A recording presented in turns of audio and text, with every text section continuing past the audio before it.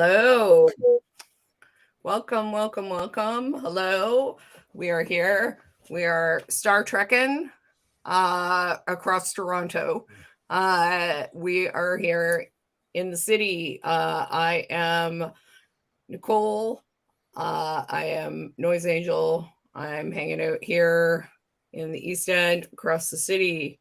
We have Green hanging out and ready to talk some Star Trek. And today we are joined by the rarity, the Garrity, Gary. Garrity. We have Gary here today with us. Hello. I like the Garrity. That's a good portmanteau. Yeah, I like that too. Yeah. So we have Gary here with us. Trademark that right now. Yeah, Sphere Walker. You might need to speak up a bit because you're a bit further away from the mic than usual. As Green pointed out on Twitter, we have some audio issues just because, well, I don't know what happened to my switcher, my Manoa caster. It is giving me some issues and making me sound like a robot tonight. So got to go with the laptop mic. So thank you, MacBook Pro or MacBook Air, for helping me out tonight. I don't like I don't want to like shill for them or like, but I'll say this. I got a Blue Yeti. Mm-hmm. It's like a very standard beginner mic. It's never given me issues. Yeah, I mean, I don't think the mic itself is the issue. It's the board. So, like if I had something, like if I had a converter to plug it directly into my computer, I don't think it would be an issue, but I don't right now because it's a pretty standard audio mic connector. So I just didn't have anything to plug it in. So for next time, for sure, I'll make sure to have something. So yeah, here we are. We're here to talk Star Trek. It's been a little while. School is trying to eat me again, as it does. So, and actually last time, oh bless you. Oh dear. Is in tight. So as we had tech issues last time, and with my internet being down, and so tech issues this time, so hopefully no tech issues in the Upwood as we go on through the evening. So yeah, we're gonna wrap up. It's been a while since Lower Decks ended, but we're gonna talk about the finale, which was the rare in Lower Decks, as it wrapped up with a non-cliffhanger. In a tight little bowl. I mean, they did the cliffhanger. So they did the cliffhanger on episode 9 instead of episode 10, and then resolved it in episode 10, which is not how Lower Decks, which is not how the past 2 seasons of Lower Decks have gone. I guess it's not how they tend to roll. Yeah, like Lower Decks season 2 ended on like Carol getting arrested. And season 1, Boimler was transferred. Yeah, Boimler got transferred to Riker's ship. So we're used to that. Cliffhanger. With Mariner leaving Starfleet, and I expected them to hold it over. I expected them to 100%. So most of what we predicted was wrong, but not all. Most of what we predicted, not all, but most. But we'll get to that. And then we'll be moving on to Prodigy, and the first few episodes of, I guess it's season 1.5, 1.75. 1.75. I don't know. It's the wrap up of season 1. Either way, like we'll get into it more. But Prodigy's on fucking fire right now. I'm enjoying this this last third. It's really fun, and it's fun the way that they're bringing back some characters, and I've been enjoying it. A few things I found out about some of the voice cast stuff actually of Prodigy before I forget, and to do it just in case you don't know, just to get reactions. Jamila Jamil is the Trill Ensign. Oh, I didn't know that. Yeah, doing an American accent. So Yeah, hiding out. she's all over voice acting these days. She was in that Jurassic Park cartoon as well. Oh, really? Really Yeah, she played the interesting. camp counselor. Huh. Well, I mean, maybe it's more kind of. I guess it's like less having to do yourself up, and Just like show up in your pajamas. Yeah. yeah, exactly, Well, exactly. also more COVID friendly, right? Oh, for sure, more COVID friendly. Yeah, yeah. And then another Jason Alexander is the Tellurite doctor. Yeah. Yep. Jason Alexander fucking loves Star Trek and will be in it whenever they let him. Yeah, exactly right. He's been in it a few times already. Yeah. Yeah. And David Diggs is the Andorian, second in command. David Diggs. He was in Hamilton. Okay, He played, yeah, and he was also never on seen it. Blackish. He played Okay. Rainbow's brother on Blackish. Okay. Oh, Trey. Yeah. Not Trey. Forget his name. But I know who you're talking about. Yeah. Yes. He has like giant hair. Yeah. Yeah. He's like a poet or something. He was a poet on Blackish. Yeah. He's a fun guy.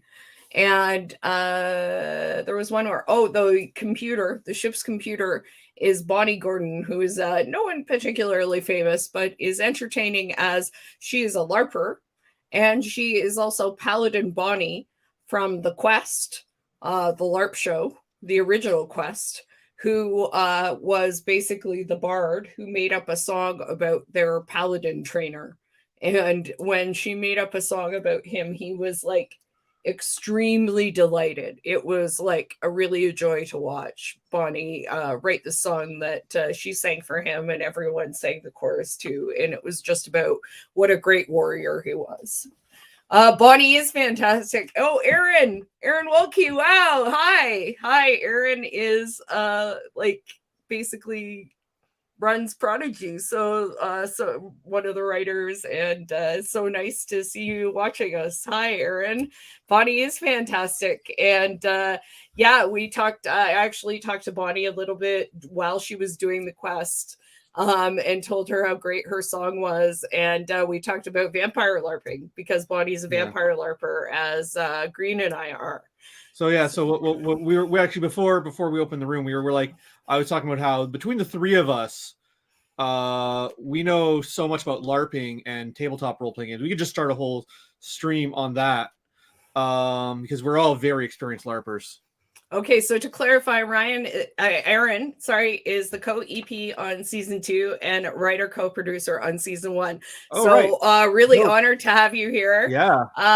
Thank you. And that's amazing for you to be co-EP on season 2 after being writer co-producer on season 1. Green was just saying how the show is on fire right now with the second half, and we're having a really good time with it. We're going to talk Lower Decks a bit before we get into Prodigy, but like the past 2 episodes of Prodigy have been so good, and good for entirely different reasons. The Galaxy Quest episode is what Gary and I were calling it. With the Enterprisians. As soon as we saw them, I'm like, oh my God, it's Galaxy Quest. This is entirely what it is. So very much a team effort and a labor of love. We can tell it's a labor of love. It's really beautiful. Gary and I are also huge fans of On Our Block. So being able to see Brett Gray get his... Oh, Aaron wrote the Enterprisians Galaxy Quest episode. So fabulous. It was awesome. Yeah, it was awesome. But Gary and I are huge fans of Brett Gray, and so we were super excited to have him cast on Prodigy when we saw it, because we just freaking loved him on Our Block. He was one of our favorite characters on the show. So Teen Detective. Yeah. Huh? Teen Detective. Brett is phenomenal. We love him so much. We love him. We love when he was lying down towels, no outside clothes in the bed.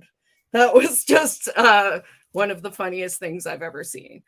Okay, so not to we don't want to fan all over Aaron this whole time, but I totally will. But let's quickly don't interrupt the full show. Hi, but thank you for the kind words. We just got started. You're all good. You're all good. You're totally fine. We just got started, but we also don't want to totally just squee all over you the whole time about Prodigy. But yeah, let's do Lower Decks real quick, because I mean it's as Green said, it's been a while, so it's hard to remember. And it wrapped up the season really nicely with a little bow, which was a big surprise for us. I mean, as Green said, we're pretty much wrong. Yeah, go ahead. The past two seasons of Lower Decks ended on a cliffhanger. And this one had a cliffhanger, but they had it on episode 9 so they could resolve it on episode 10, which is not how Lower Decks usually do. So I'm curious about what drove that. Yeah, it's interesting. I mean, it was really nice. It was a really nice change, I thought. So let me just we'll just do the quick wiki synopsis to go over this.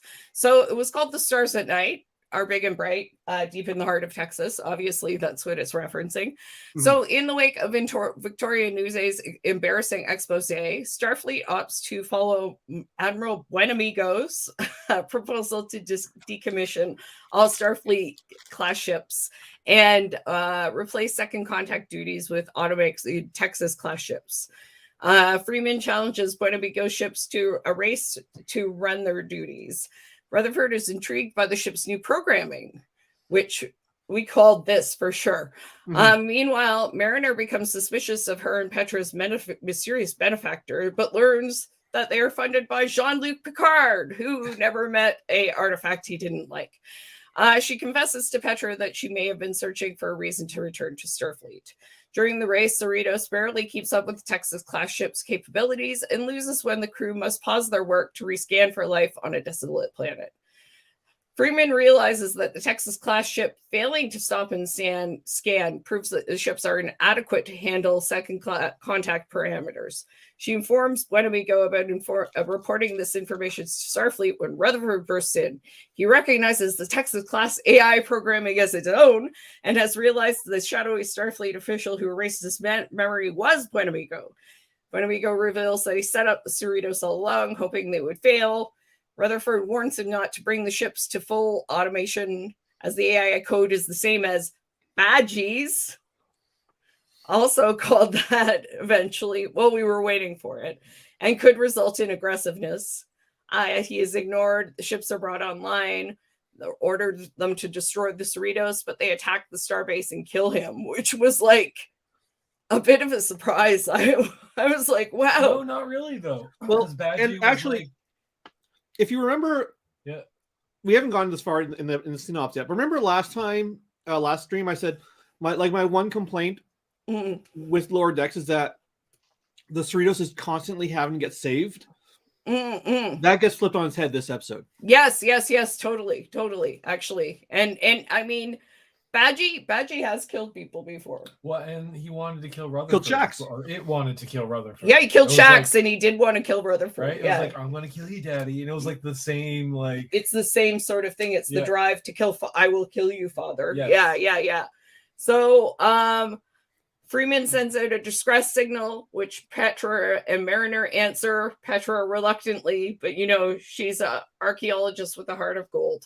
Who totally was Vash. Anyway, who also summoned all the... I almost feel like they intended her to be Vash and couldn't get the actress back or something. Yeah, I mean, she almost seems written to be Vash. I mean, like, or Picard just has a weakness for archaeologists with English accents, which I would not be shocked at. Who also summoned all the other California class ships to assist. Texas class ships are defeated, and they all have names of like the crappiest towns in California, the smallest, saddest towns, as far as I can tell.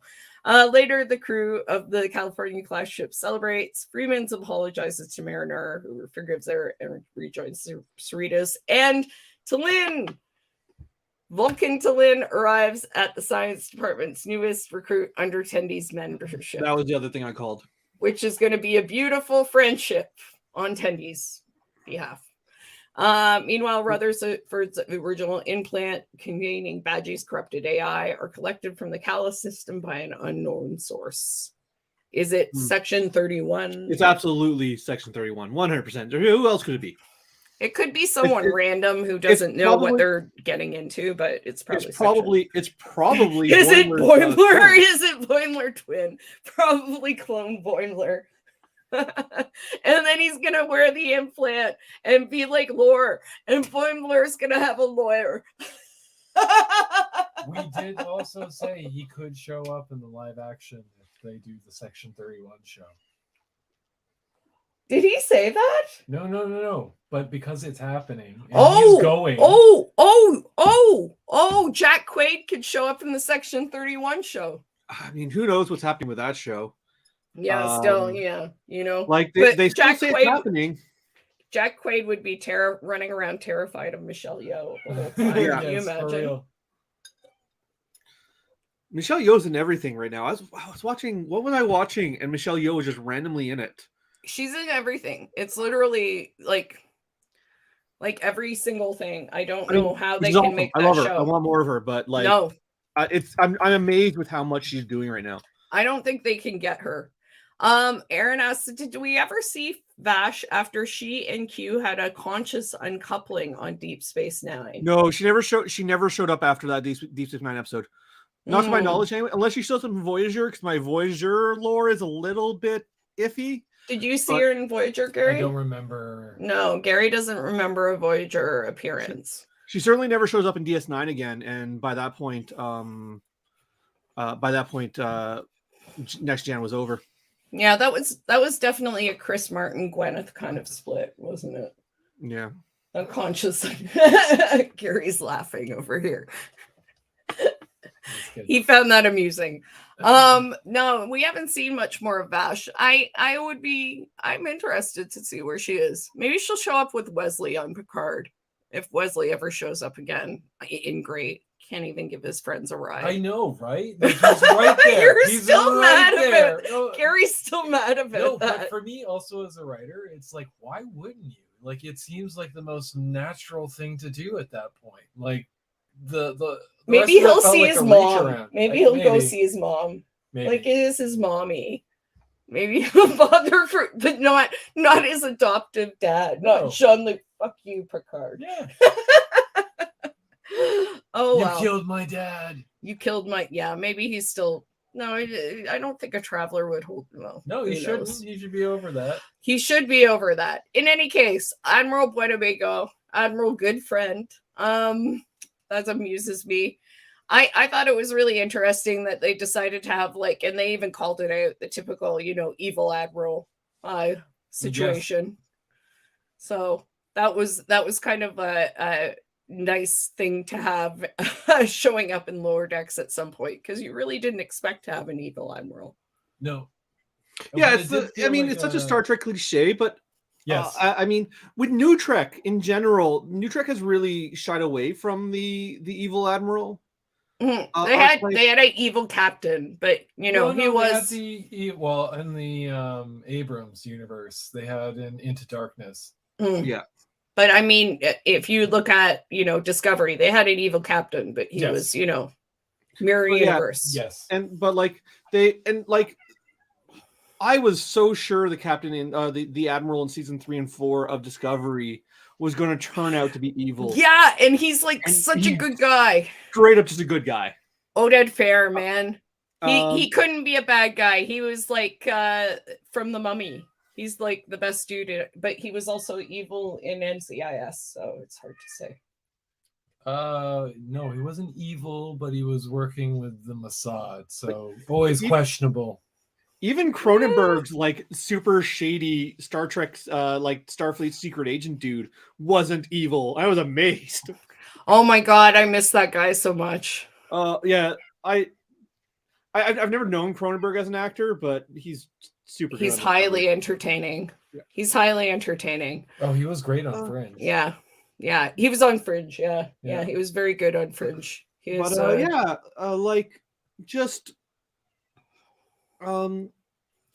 was surprised to see this episode of Discovery, or not, sorry, Discovery, of Lower Decks was really hopeful in a way. Like this Lower Decks can be like, I love it, but it can be very cynical at times in a way that's very un-Star Trek-y. Yeah. That's not a critique, because I don't think I'm not one of those like Gene's visions got people like. Excuse me. But it can be very cynical, and this was like it was very, very heartfelt and very like, like it was very pro Gene's vision ultimately. Yeah, that's what I really liked about parts of it, like or I liked about it in general, is that not only did Mariner really get to redeem herself, and her mom apologized to her, which was also nice. Well, but ultimately she didn't even need to be redemption, because she actually never did anything wrong. Well, yeah, that's the thing. But she got to show, how committed she actually is, because people question that still. And so she not only like came back, but she also brought all of the California class ships with her. And that's what I like about that was the subversion I mentioned earlier. Like, it's almost a cliche of the show where a California class will get overwhelmed in a combat situation, and then like the Titan or some other more powerful ship will have to like save their ass. So this one, Mariner shows up with all of the California classes, and they're just like, no, we can do this. These bigger ships can't. It's us.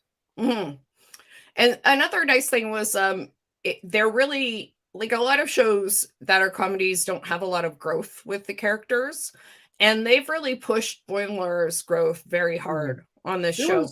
For a long time, there was a myth in comedy writing that comedies can't have character growth because that makes them not funny. I'm really happy that we're getting like modern sitcoms that have done away with this myth. I hate it as a myth. I absolutely don't see any, like, I mean, not only do I not see any reason, it's proven like that you can have character growth and still be funny. So we saw like basically the culmination of a few like kind of character arcs here, like Bold Boimler, his whole thing this season, where he was able to make the bridge crew listen to Shax, right? Where he's like, everyone shut up and listen to Shax, which he never would have done before, and he would have been terrified to do. And I like the Bold Boimler take. I think Fumbling Boimler was funny, but it's a stick that would have gone old after like however many seasons this is going to get. Let's presume 7. So I mean, there's that's great. And also the Rutherford thing, which I was really excited to see payoff, because it's kind of been going through things for a while.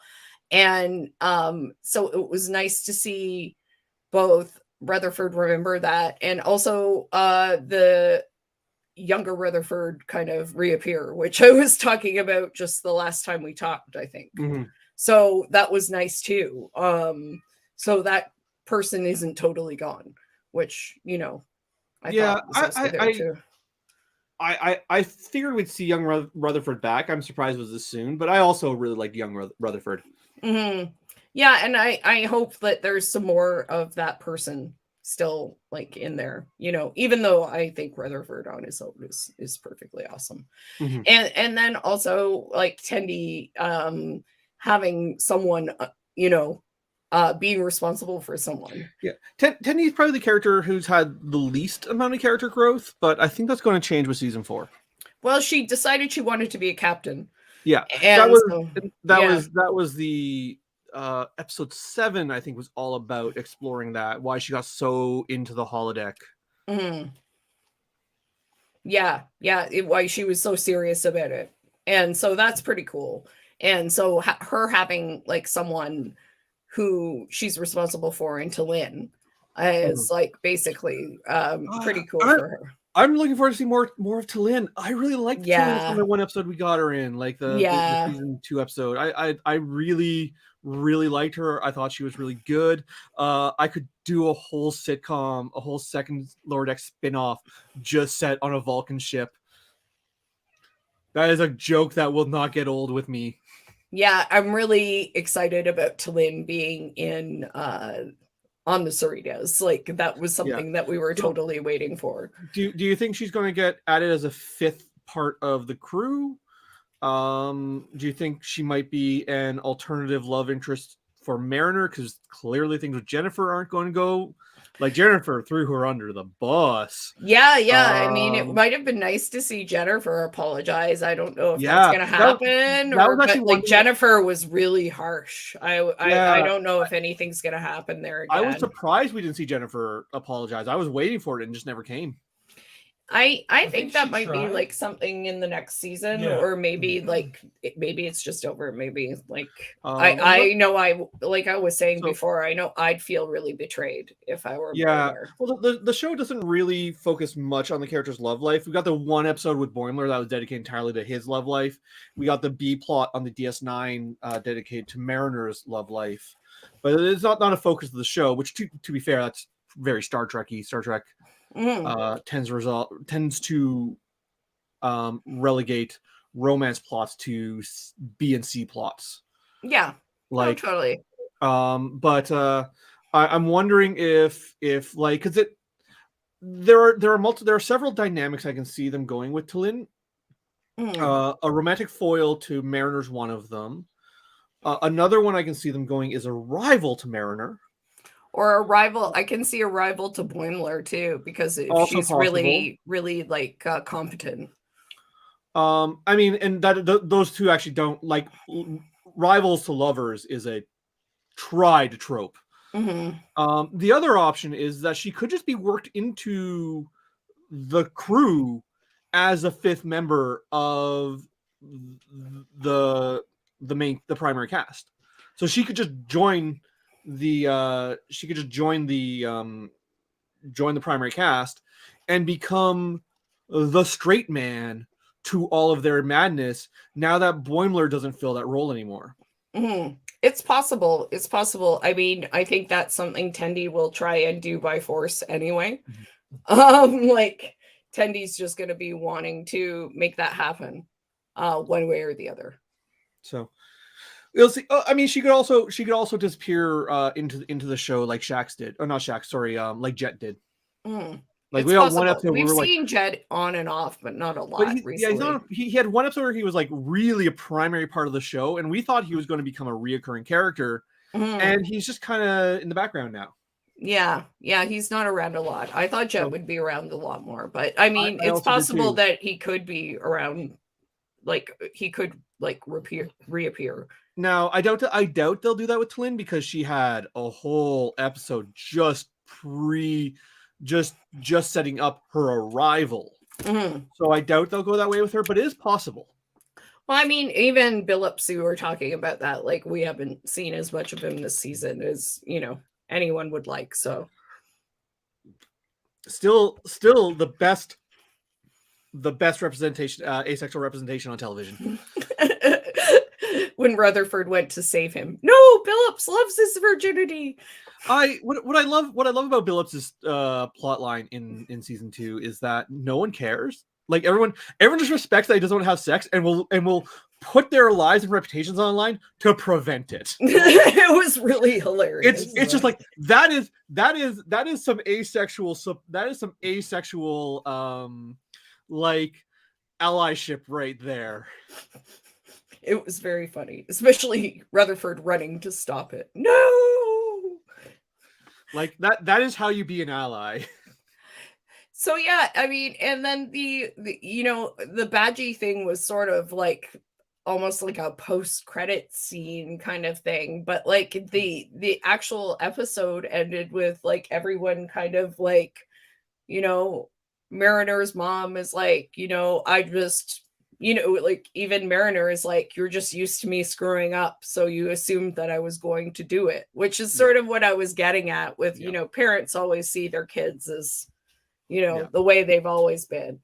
But Still like see got them that like kids. apology. Huh? I still see them like kids. They see them like kids, yeah. And like that was great, but it was sort of like everyone's together and everything's great. And aside from the threat of Badgie, it really was kind of wrapped up in a bow, which is very different. So I wonder if we're going to be like thrust right into the threat of Badgie right away or something like that.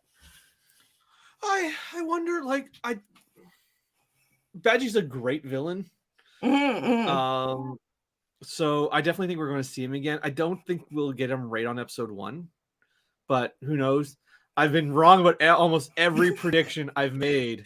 Yeah, we've been really messing up with the Lower Deck stuff. Like we called some things. I actually was right about season 3's first episode. Like I was like, nah, they're going to resolve this. Oh yeah. So I was right about that. I think they'll hold off on bringing Badgie at least a couple episodes, though. I don't think we'll see him in the first episode. But also, what the hell do I know? Yeah. What the hell do we do? We don't know anything. We don't predict. We just predict things, but we just predict things and have like a 33% chance accuracy rating. And then we complain about things not being gay, but they were pretty gay this season. So I can't really complain about the lack of gayness this season. I definitely think that like at this point, like, because that like season one was like, okay, everyone here except for Boimler is clearly queer. And we want this to be confirmed. And then season 2 didn't really get gay, but it got really horny. And we're just like, okay, closer. Horny and asexual all at the same time.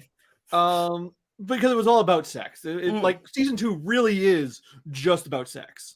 About the and like asexual does fall under that because it still has to do with sexuality. And this season, like we got the gay, but it wasn't like the season was not about sex. It was not nearly as horny as season 2 was. It was kind of about responsibility more than anything. Yeah. That said, like Star Trek is and always should be sexy. Like it's always been an underlying theme in the show. Right from like the TOS. Yep. Sorry, got a cat screaming in the background. So I thought that was my window. No, it's just some cats, some upset cats that have been fed and still need to scream for some reason. So because they're cats, it's what they do. Yeah, it's just we tried to feed them beforehand to mitigate the screaming, but it is not. Oh well, we could pretend they're aliens. Aliens screaming in their deaths, like in Andor. Maybe it's horrifying. It's the torture device. I still need to watch. I've watched the first 2 episodes. It's solid. I need to sit down and watch the rest of Andor. It's so good. I've like sent podcasts, like quotes from like accounting for slavery, and like other stuff and like theories about like colonialism and British class structure. Well, this is the kind of shit Andor is getting into. Well, yeah, because Andor is indigenous character. Like the character is indigenous. Oh yeah, 100%. Yeah, like I enjoy that reading. He's like in some ways the last of his kind, but not in like that trope way. Like he literally is. I've only watched 2 episodes so far. I do need to sit down and watch the rest, but I've enjoyed what I've seen. It's almost done. This Wednesday is the last episode, so you'll be able to just power through. But there's just some exceptional stuff. Like when it's over, we should just do an Andor talk because like there's some stuff I'd really love to hear your opinions about, especially from an indigenous perspective, because there's so much stuff about like land and how the land is treated, how it's appropriated, like it's also longer than the other Star Trek shows, or the other Star Wars show. The other Star Wars shows are like 6 episodes each. So yeah, this is like each 3 episodes is like an arc. They're like a little movie because like Tony Gilroy, the guy who like basically created it, he's the Bourne series guy. He also wrote Rogue One. So he's like really interesting. I didn't like Rogue One, but I'm enjoying this show. Rogue One, I like in some ways, and I don't in others. Like I understand criticism. Rogue One has an amazing 3rd act. Like the final act of Rogue One is amazing. Genuinely, some of the best Star Wars out there. I think that's why a lot of people really like it, because just the last act is really solid. Mhm. But everything leading up to the last act is like has some weird pacing issues, and we can go over that another time. But Yeah. I get why everyone likes it because that last act is amazing, but I got my issues with how it's paced. There's just some of the best, like literally the best political speech, the best speeches in any Star Wars thing ever, Yeah. but just politically, like astounding. And Saw Yeah. Gerrera is in it too. So I mean, you got Saw Gerrera. So In Andor or in Rogue One? in Andor. Okay, because I did not like him in Rogue One. He's one of my problems with it. He just serves no purpose. It's a diversion. He serves Chekhov more of a gun purpose because like he's an extremist, but everybody's an extremist in Andor, really. Yeah, but we'll talk about that We'll more talk when about I've that watched more. Andor. Yeah, for sure. Maybe I'll refresh myself on Rogue One too if we're going to talk about it. I should really do that too. I'm gonna rewatch the whole thing though. I've been meaning to exceptional. rewatch it because it's a lot of people's favorite Star Wars movie, and I want to rewatch it just to see if I missed something. I do remember really liking the third act and not liking the rest of it. Well, the comment I always remember when I came out of it, because I saw it in Abu Dhabi, because it was like, you know, the thing we did for Christmas was basically we went and saw Rogue One because, you know, we were so far away from home, all of us. And so, you know, we were like, we're all going to go and see the Star Wars movie for Christmas. So we all went and saw it. And oh my God, Kat. Anyway, so we all went to see it, and it was very strange. It was all weird. It was a nice theater, but it was just weird to go to this giant weird mall where that's all people do is shop and go see this movie in the middle of this weird place or tourist island thing. But we see the movie and we're leaving and we're all like, yeah, that was a great movie. It was really sad and blah, blah, blah. And one of my friends, Carl, is like, what, that movie where we saw all these people die that we just met and didn't care about 2 hours beforehand? I was like, I also watched that. I watched that at Nick's boyfriend's house. Like I didn't watch it in theaters. I would like me and my my ex were just like, I haven't seen it, and he was like, I haven't seen it either. And like, we should probably watch this, so we did. So there wasn't a lot of like plum circumstance when we watched it. Yeah, I mean, yeah, I enjoyed some of it, but like it just the last act is perfect. The rest of it I got pacing issues with. I just love Swedes for that sort of thing. They'll just people from Nordic countries are the bluntest motherfuckers you'll meet in your life, and they're just really entertaining. Anyway, next season, who knows what's gonna happen? They gave us absolutely no indication, but bad G. Yeah. It's not like the other seasons of Lower Decks. Like that's the one thing the cliffhanger gave us. The cliffhanger gave us an idea of at least what the first episode would be, because we don't have a cliffhanger. We kind of don't have an idea. Obviously, I think the T'Lyn will probably feature. Yeah, I shouldn't say it's obvious because it's not low, but like I suspect T'Lyn will feature very prominently in the first episode. But what they're actually going to do, we know we're getting a crossover with Strange New Worlds, and it's going to be funny. We're getting the hair. I'm so looking forward to the Strange New World crossover. The hair. Now we're getting 2 Strange New World crossovers, right? Because we're getting one in each show. Yep, we're getting an animated and a live action. So I wonder if they're going to be a cliffhanger that'll lead into each other. And Tawny Newsome and Jack Quaid are live action. So that's what we're getting. And then and my prediction is that Clone Boimler is implanted and turns into Boimler's lore. That is my prediction. I don't know that he'll get implanted or not, but he's definitely doing something with Boimler's memory piece. All right. Prodigy up. Let's go. Yeah, like I said, Prodigy's been on fire.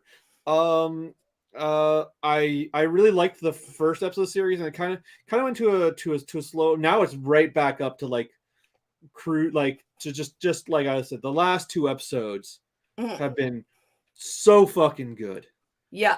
So if we can swear when we're talking about a children's show, which we can. That's true. Because it's our stream. So we're talking about first one is called Asylum. So that is the episode where they go to the Starfleet Communications Relay Station. But they're conducting several missions as they make their way to Federation space because they're good people and they're nice kids and they want to help out. So they seek asylum and membership from Lieutenant Frex. In biometric scans, Murph is revealed to be a melanoid slime worm.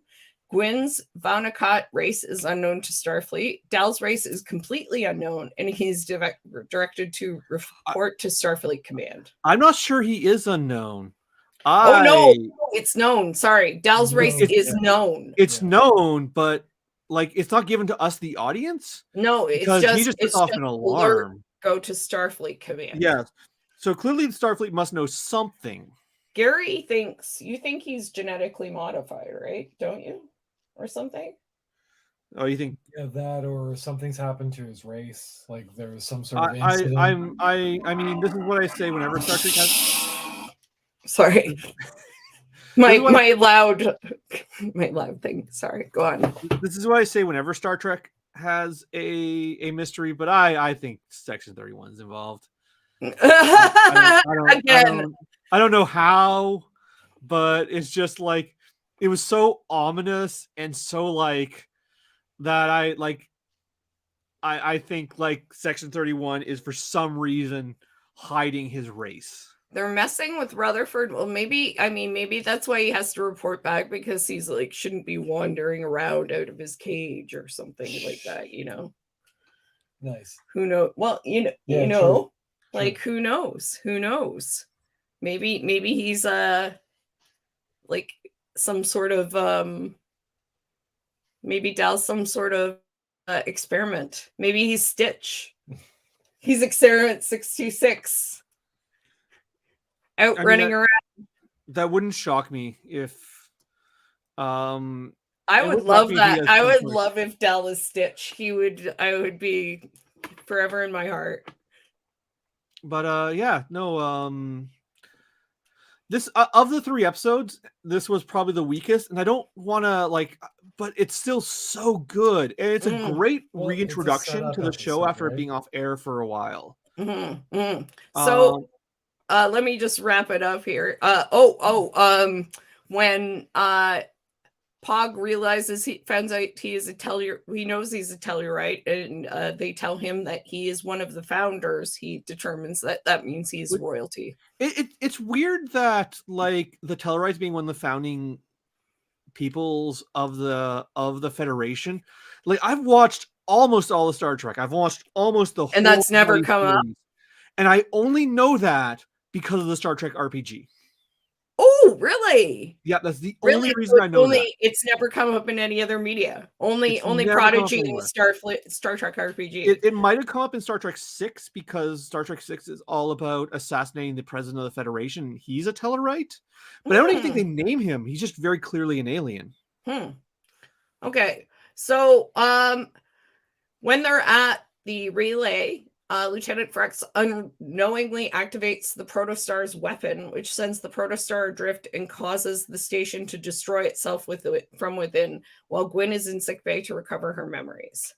After returning to the Protostar, that Gwyn scene was tense. Oh my god, I was so anxious. Like, I mean, I knew that they were gonna be fine because I'm like, no one's gonna die, but oh my god, get Gwyn out! Don't let her drown. Apparently, I need to rewatch season 4 of Enterprise because I don't remember them being in it that much. But it's been a few years since I watched Enterprise. So Gwyn recovers all of her memories. Meanwhile, Admiral Janeway is aboard the Dauntless and continues to track the Protostar, attempting to find Captain Chakotay. When she arrives on Tars Lamora, she finds the Diviner lying in stasis, and they take him with them. Aaron says Tellurite. Season 4 of Enterprise. That's what you were just mentioning. Yeah. Do you remember this, Gary? That, no. Gary doesn't. Gary's watched all of Enterprise, and he doesn't really remember that. It was a while ago for that. Yeah. And also, Enterprise was a little rough for me. Enterprise was a little rough. You had a hard time paying attention. I'm an apologist for it. We all know this. I think Enterprise is. I mean, of all of its era of Star Trek, I actually like it more than Voyager, but we have gone over my issues with Voyager. Well, yeah, I understand your issues with Voyager. Yeah, for sure. I mean, it does have some like it does some weird like it has its moments where it's like really mistreating to Paul. Like her. I'll never forget the scene where they're back. They get time traveled back to modernity. Mm. And there's a scene where like we don't have any modern clothes, and so they like do the thing where like the Austin Powers thing, where they go there's like clothes on a clothesline, and there is a big white sheet in front of them, and they show their silhouette changing. Yeah. And he clearly has like fake nipples on to make them more obvious through the silhouette. Yeah, I remember there were several times that like they made sure that she got naked or very close to naked. Well, they had the always decontamination. Yeah, the decontamination room was like just an excuse to get everyone naked on screen. That one didn't bother me nearly as much though, because at least that one was equal opportunity. The guys and the girls got naked. That's true. Yeah. It seemed like T'Pol was decontaminating an awful lot. Yes. Yeah. So this was really interesting. I like this episode because I mean I felt so frustrated for them. Yeah. Like and then Rock is really sciencing out a lot, which I'm really loving. Like Rock had her science moment where she had to calculate like the trajectory that they had to hit to get to the protostar, which I thought was great. Like I'm loving Rock so much. And Rock every time she sciences, I'm like, all the science, Rock the science, Rock. Sweet, empathetic character. I love her. Yeah, but like she's so smart that I'm like, you can learn all the science, girl. You just go ahead. All the science. Every discipline. Every discipline. You can do it. I believe in you. So yeah, I mean, that was really great. But I just felt so bad for them that they got to the point where, they got everything they wanted. And they're like, oh, we're here. And then they're like, oh, our ship is going to do this to every Starfleet outpost or ship that we come across. We can't go to the place that we want to go. We can't see the people we want to see. We can't accomplish this clear goal we have set for ourselves. And be part of something. Like they're all looking for a family, basically. And they're desperate for that. And Dal especially is like, I'm so close to finding out who I am and where I belong. And now I can't go do that. And that was so hard. Like, I mean, and then they're thrust immediately into, we have to save our lives. And that guy, like, I mean, that was terrible. Just like you get why he was stuck out there. You get like just no one finds him. Like everyone's just like, oh, I don't want to work with this guy. Just put him on the most remote thing so we don't have to deal with him. Yeah, the kind of guy who will be like, I'm just gonna ditch a bunch of kids on like collapsing like. I really like the part in further on where he meets Janeway, and Janeway's like, "You didn't mention they were children," and he just shrugs. He's like, yeah, because like that actually, I was talking about Gary. We were watching that tonight, and I was talking about that with Gary. Like Janeway, like you didn't mention they were kids, and I'm like, ugh. And now they're terrified because they think that she wants to like imprison them or she's mad at them or something, and I'm like, her reactions would have been totally different if she had known they were children. Yes. It'll be interesting how she responds to them, because they did fire upon her. Like had they not done that, she would have been entirely sympathetic to them. Yeah, no, I gotta wonder too. Like I really do, but I'm just like, oh, Murph. I was like, Murph, no, why? Oh no, Murph. Oh, my dude. It really reminded me of that, like, Pixar animation has a rule about coincidences. Mm-hmm. Let me see if I can dig it up. Okay. But back to this episode. Yeah, it was just it was good that they did get some things. They found out some information. They found out what was going on with the weapon. Gwyn remembered all of the things that she needed to remember. She remembered that the weapon would destroy, Starfleet. But, they can't get there. So here's the quote. This was discussed at length when I was in art school. Coincidences to get the characters out of trouble. Coincidences to get the characters into trouble are great. Coincidences that get them out of trouble are cheating. Okay. Yeah. That was like when I was in art school, when I wasn't in the animation stream, but all my roommates were, and that was like a big major rule of storytelling at Sheridan. And so that's one, and that's where Jim went too. And he's teaching at Seneca now. So that's interesting as well. And that's Seneca is where the woman who ended up doing Turning Red went as well. Mm. So yeah, I think she's from Sheridan. I think she was from my school. Was she from Sheridan? I thought she went to mistaken? Seneca. I don't know. Maybe you're right. Maybe you're right about Sheridan. Sometimes I get the two of them confused. I know they're both like the big animation schools now at this point. But they both hire like directly. Pixar hires directly out of both Sheridan and Seneca. So Sheridan used to actually have to ban used to have to ban Disney reps from coming to school and poaching. Yeah, she went to Sheridan. I was right. Sheridan. Okay. Yeah. But Sheridan used to have to ban Disney reps from showing up on campus and poaching students before they had finished their degrees. No, I heard that happened a lot. Yeah. No, Jim used to talk about that. That's Jim Sub, just for people on the stream. So, because he's a comic writer and he went to Sheridan as well. Didn't graduate actually because he started working.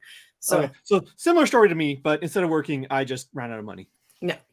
I mean, this was another thing. The coincidence that gets them into trouble, I think, is partially is them running into the diviner on Tars Lamora and picking him up and wanting to like help him out and get information from him because of what Zero did to him. He has no memories and is not the same person. So that causes difficulties with, connecting with the Protostar crew and with Gwyn down the line. I'm interested where they're going with him. Like, will he reform based around like the fact that he doesn't have memories, or will he go back to being a villain as soon as he has the memories back? Yeah, he's already started remembering stuff.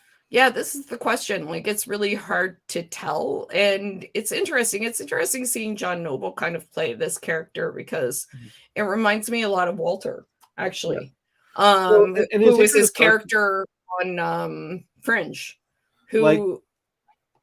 his character on Fringe was like a character that was capable of great harm and destruction, but had become kind of a senile old man who didn't remember a lot of the worst things he had done. Kindly senile old man. Also, his motives for destroying Starfleet is not something they've done yet, right? So, but he thinks they're evil because they destroyed his planet, but it was an accident. So he might be like, "Oh shit, like Starfleet is good actually. They were kind to me. They helped me. They wanted me to find my daughter. Yeah, I need to find a different way to solve this problem." Or they could just be like, "You know what, you're good, but like, it's my planet, dudes." Like. Yeah, I don't know. Both would make sense. I don't know. His he seems to be developing like a relationship with the ensign, which I think is interesting, Essentia. So, I mean, like she was really like insistent that Gwyn see him. And so I mean, I think she feels bad for him. So yeah, I mean, yeah, it was a really good opener. It was also frustrating, just not in terms of anything that on the story or anything. It was just frustrating to see them like, yay, they finally got to Starfleet. Oh no, they have to run away again. Structurally, I also really liked it because we've been away from the show for a while, and it was just a good way to be like, okay, here's because they had to introduce all of themselves to the science officer on the station. Mm-hmm. And so if you were just picking up that the show, yeah. Yeah, well, also maybe you don't remember it because it's been off the air for like 3 months. So like if you just want, it's a good way of doing a refresh, and a good way of like catching the audience up to speed without doing the last time on Star Trek Prodigy. Exactly. Like Sorry, I was just gonna say it's a setup episode, right? Like its purpose is that's to exactly what it get is. us situated really again, like you're saying, remind us about who everyone is, and then move us into like the next part of the arc. Table setting. Yeah. Totally. And like, so it's of the 3 episodes we've seen so far, it's obviously not my favorite because the other 2 have just, but it's really, it does what it needs to do. We've talked about this in Lower Decks as well. It's economy of writing. Yeah, you only have like 23 minutes, right? Yeah.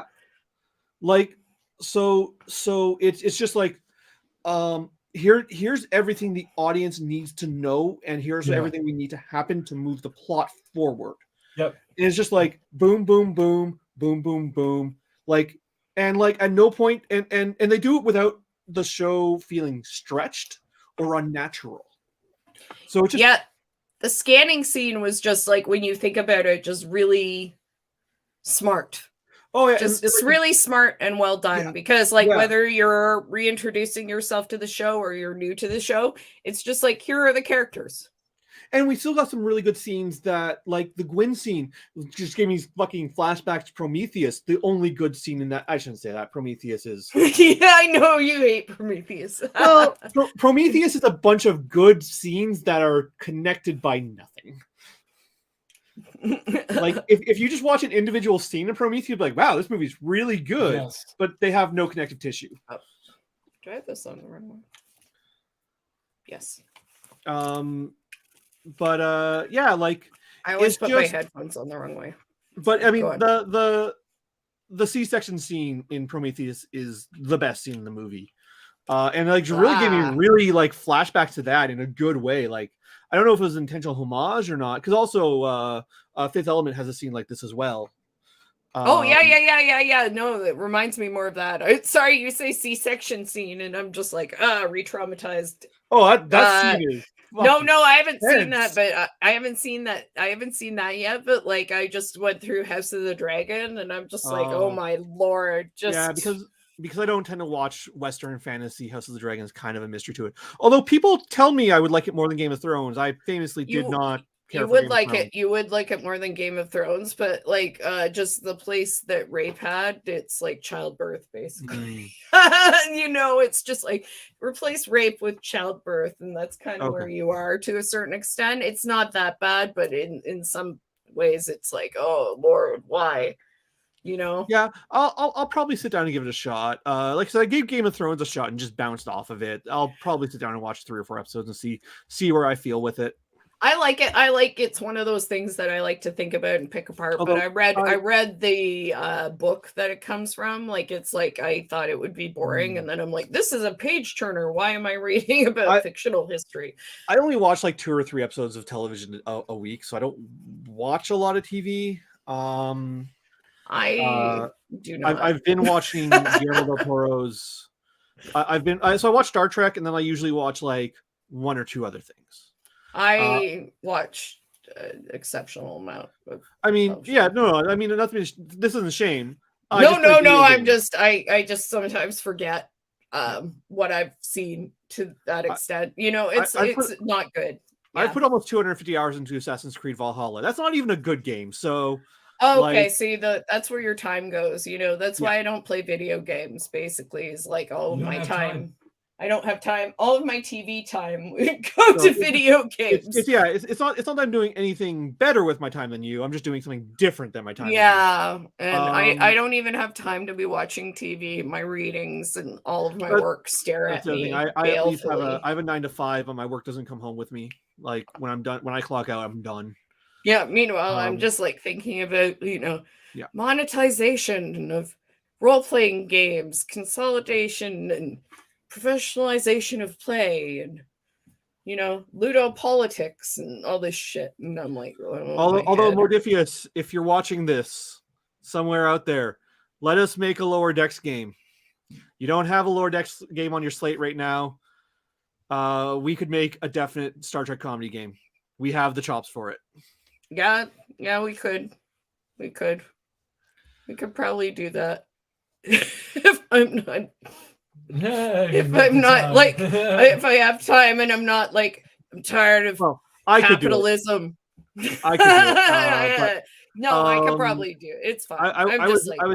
I was in Harry Tarantula last week buying that Vason book I held up earlier, and I saw that they had a campaign setting for Discovery specific. Oh, nice. And I was just like, I don't have the money. I don't have the time to read it. You already have stacks of unread books. Don't buy. I managed to muster up the willpower not to buy it, but it haunts me. Okay. Yeah, it will. Let's move on to the Borg. Let sleeping Borg lie.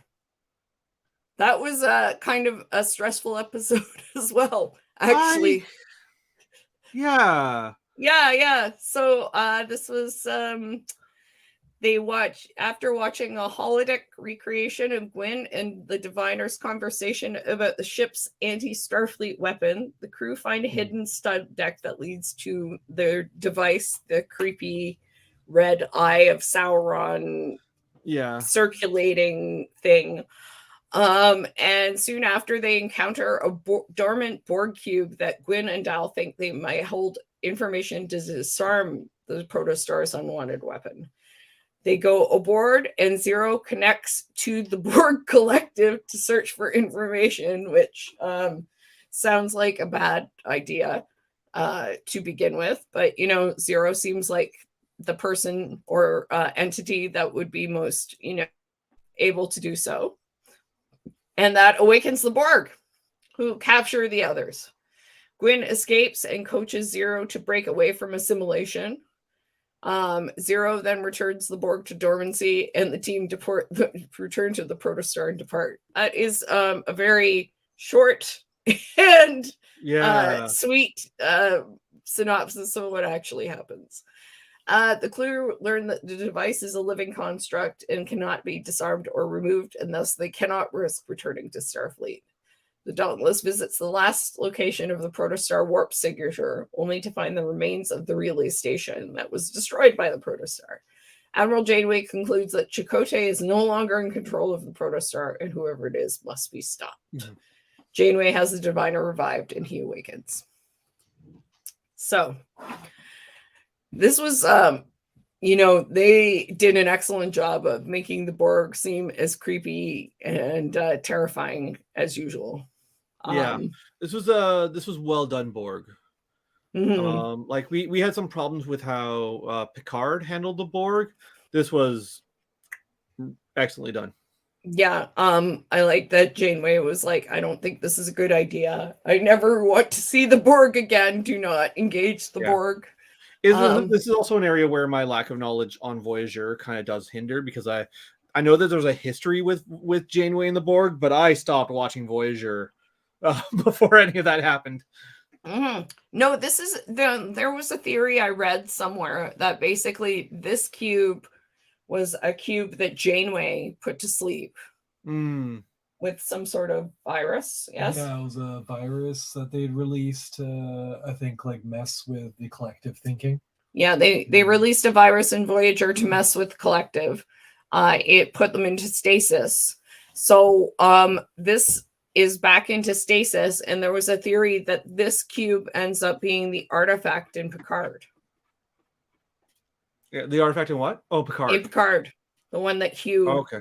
is part of investigating.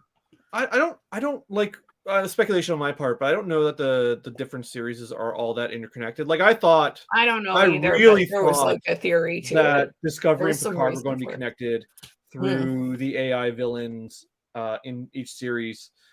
The Control, and I forget what they were called in Picard. I thought that those were going to turn out to be the same thing, and like, Oh maybe yeah, we totally thought that. Yeah. maybe they were, and it was just a drop plot thread. Who knows? Mhm. Who knows? But We need that Daystrom Institute show to really find out what happens. a Daystrom Institute show would be so like as a with 5-minute YouTube short, like Star Trek shorts, but just the wall of AIs. I don't bickering. know. I think you need some humans who work there too to maintain the AIs. But you know, I just like the idea of a bunch of AIs who are evil plotting to escape the Daystrom Institute. Yeah, That's my favorite idea. The Daystrom Institute is the one thing that's been pretty consistent through. Although I mean, really, we've only seen it in Picard and Lower Decks, but they mention it in TNG because that's where Bruce Maddox works. So. Yeah, I wonder if like I'm just thinking timeline wise because like we don't know if the Daystrom Institute even exists in Discovery or Strange New Worlds time, so I don't know that they can be that can. It would be hard. I think in Strange New Worlds, who knows? But in Discovery at this point, God, it's probably gone. Like it probably might be exists. gone. Yeah, it might be gone. They might be past that. Who knows? But yeah, like I did think that there was going to be a connection between Picard and Discovery, and there wasn't. So this episode, I thought, like the creepiness of the Borg was it felt very horror movie in a lot of places. Which, I mean, to be fair, like if you remember, this was a lot like the Borg's first appearance in TNG as well. Yeah. There was a lot of things that I remember, like them saying to Gwyn that if you aren't a threat, they won't bother you. I also remember they started firing at them, and I was like, I was like, no, don't do that. They'll modulate their shields. Yeah, and then they started doing that. You know, so it's because Prodigy is a show intended for a younger audience, and not.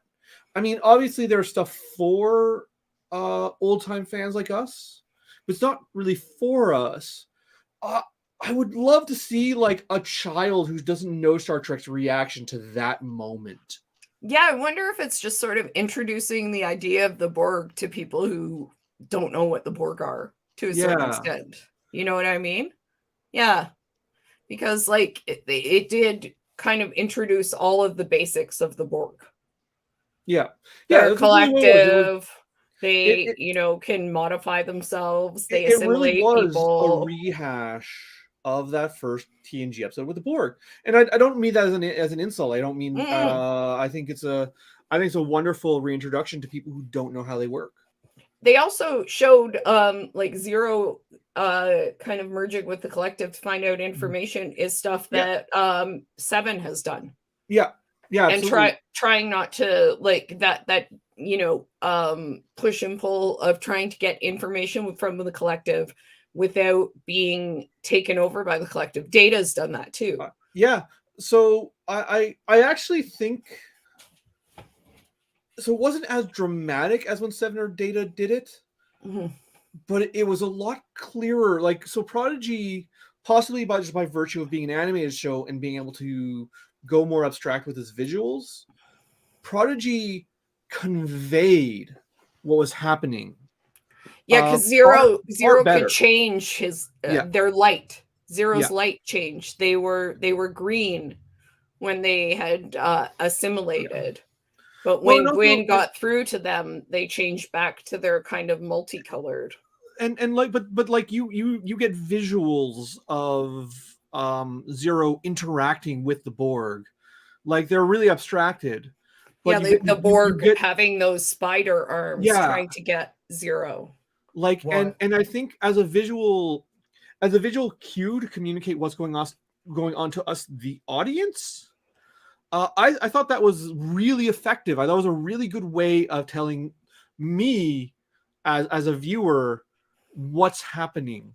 And I said I actually think it handled it better than Picard, or the TNG movies. Oh, that said, like as much as we diss Picard, that scene where like Seven joins the Borg collective and like opens up her eyes and her eyes are black is great scene. And a lot of the stuff they did with Picard I kind with of feel, Agnes was pretty cool too. I sort of feel very similar to Picard that I do to Prometheus, actually, which is that it's a collection of great scenes that lack proper connective tissue to bring it together as a whole. Yeah. What were you going to say, Gary? Sorry. Oh, I was just going to say on the visual medium, like being the nature of what it is, that the Borg came across really interesting because they could do things with like other alien races that you normally wouldn't see in a like we live saw action, more non-human Borg for the first time. That's the rhino guy, like one of them had a horn or something. Yeah, like one had a horn. Rhino dude. Yeah. It's always bugged me, although I've always understood how humanoid centric the Borg were, especially because like humanity had never technically encountered them before. Yes. Yeah, no, totally. And I mean, I thought that was cool, and I thought it was a really interesting way for them to get that information. Like I'm not sure how the Borg have it, but if they assimilate the knowledge of every like race they encounter, like I suppose it would be in there somewhere. And I suppose that's a reasonable assumption that they might have something. My one it's a minor quibble. Which is that how are the Borg assimilating Zero, who has no corporeal body? Because they use nanites, so that's how they infect corporeal entities like us. Zero. I thought it was like a mental assimilation. It was convincing Zero to like. It's a quibble. Like not everything in sci-fi needs a proper explanation. Like sometimes especially Star Trek, like Star Trek, you always had to just go with it vibe. So I don't want to quibble too much on the technicalities of it. But it was the one thing I was watching that jumped out to me.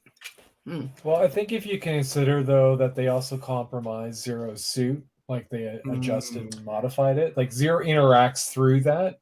So that would also be like a vehicle for them to try and get at them.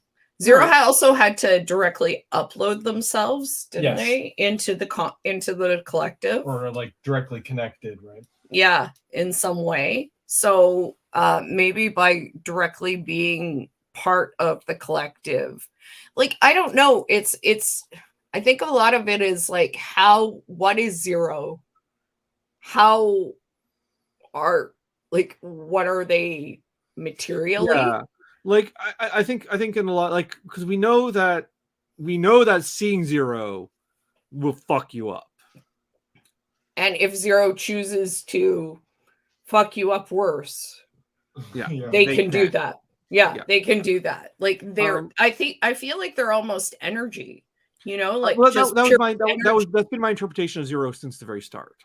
Yeah, so if they're energy and they upload themselves into the collective, there must be some way to transfer that energy into a different kind of energy. Right? I also just really like Zero. Zero is probably my favorite character on the show. I just think Zero is really neat. Zero's voice is just like Angus, who does the voice, is just like it sounds so sweet and nice and kind. And just like everything Zero says to Gwyn is just so kind and nice, and like when Zero wanted to, wanted to find a place to belong, like Gwyn being like, but you belong with us, that was so beautiful. Yeah. I just love how much they care about each other. Yeah, Zero and Gwyn's relationship, as well as Zero and Rock's relationship, are two of my favorite in the show. I think Zero and Gwyn really understand what it's like to be something different that no one else understands. Yeah. And I mean, Zero and Dahl have that to a certain extent, but Zero and Dahl were, they were each Well- other's only friend to a certain extent. Yeah, and well, Dahl also has the problem that Dahl is kind of a jerk. Sometimes, that's- yeah. That's Doll that's is getting much better. Dahl is getting much better. So Dahl, I mean, this is clearly Dahl's character arc is going from a jerk to like a responsible leadership person. Mhm. Like whereas Gwen's character arc is going from like a person who doesn't have an individual will outside her father to becoming her own person. Mhm. And like Rock is more just about like learning her place, learning that she doesn't have to be what people think she is, like because she's a big hulking rock monster and was like, you're going to be security and you're going to be like, you're going to fight things because you're big and strong. And she's like, I don't want to do that. I want to be a scientist. Gaining confidence in herself yeah. and who she wants to be. Yeah. Zero doesn't really have a character arc right now. She's mostly just there. I mean, I don't think that's a bad thing. I don't mean that as a critique. She's there to kind of ground everyone else. Or sorry, they're there to ground everyone else. Mhm. Jenkum Pog also doesn't have a character arc, but Jenkum Pog is there for comedy relief. So I mean, I think Jankum is starting to have little bits and pieces. yeah, fair enough. We're like now that he's met other Tellarites, I think he'll start to have a character arc. Yeah. And I mean, I think one of Jankum's things is just wanting to be a better engineer, you know? Like we'll get into it more when we get to the latest episode, but like that episode where he has that insult off. Yes, yes. With the other Tellarite, but he also doesn't fully understand like Tellarite's customs around insults and being mean to each other. Yeah, I think Jankum has just been outside of being a Tellurite for a long time, and maybe, you know, like it's like when you've lived away from home for a long time, you don't understand what it's like to be among your people. Did he even know he was a Tellarite? Like, I think he was completely alienated from people to the point that he didn't even know he was a Tellarite. No, he knew he was a Tellurite. Okay. I just don't think he knows a lot about he what just that didn't, means. He just didn't know that they were founders of the Federation and all that. No. Okay. So I mean, this was very stressful with the whole, I knew they weren't going to get assimilated. I knew it wasn't going to be that bad, but that was very stressful. How wild a show would it have been if they got assimilated? It would have been a wild show. But I mean, and you know, Janeway saying if she never sees another Borg cube again, it'll be too soon was pretty funny, in my opinion. Poor Janeway. He apparently episode 4, he mentioned that he's from Tellurite sleeper ship. Okay. Yes. Yeah, just going back to what my memory was. So one thing with breaking the show up into 3 blocks is sometimes between the blocks, the memories of the older episodes does fade. So yeah, I really do need to go back and rewatch the whole show. It in Lower Decks, probably Strange New Worlds too, actually. Yeah. So that was great. It was also great to see. This was another situation where Rock had to science, and she had to assert herself basically to find the solution because Jankum was like, "No, I can do this." She's like, "Nope, science time. I'm gonna handle it." So that was to get Gwen out, I believe. Mm-hmm.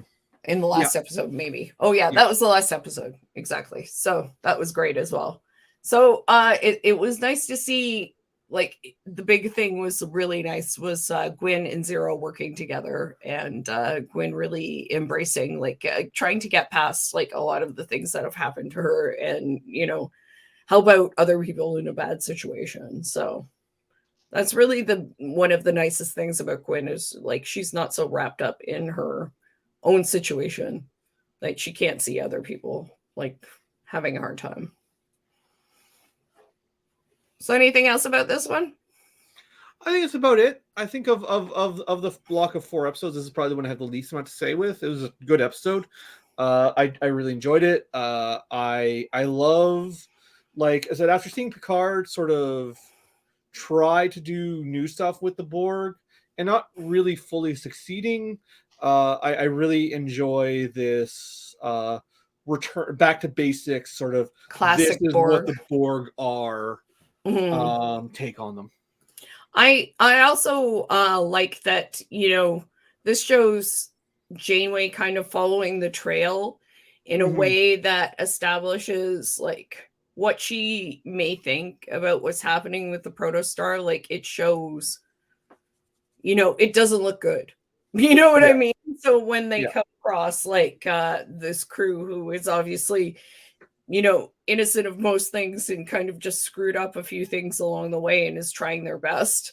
It does look like, some people who have maybe hijacked a ship and looked, Yeah.